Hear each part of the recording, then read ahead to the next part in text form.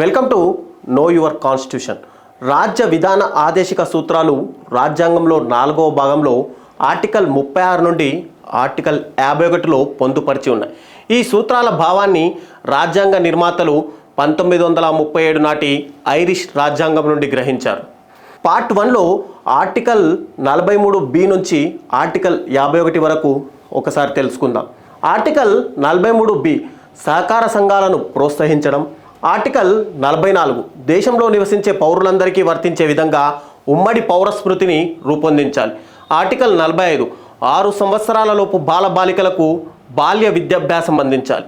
Article 46 బలహీన వర్గాల ప్రజల విద్య సామాజిక అభివృద్ధికి శ్రద్ధ చూపాలి. ఆర్టికల్ 47 మత్తు పదార్థాల హాని నుంచి ప్రజలను కాపాడాలి.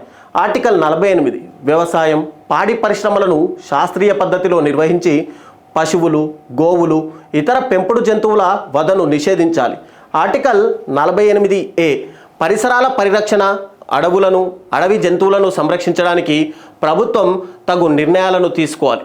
ఆర్టికల్ 49 చారిత్రక జాతీయ ప్రాధాన్యం ఉన్న ప్రదేశాలను కట్టడాలను సంరక్షించాలి. ఆర్టికల్ 50 న్యాయ వ్యవస్థను కార్యనిర్వాహక వ్యవస్థను వేరు చేయడం. ఆర్టికల్ 51 అంతర్జాతీయ శాంతి భద్రతలను పెంపొందించడం.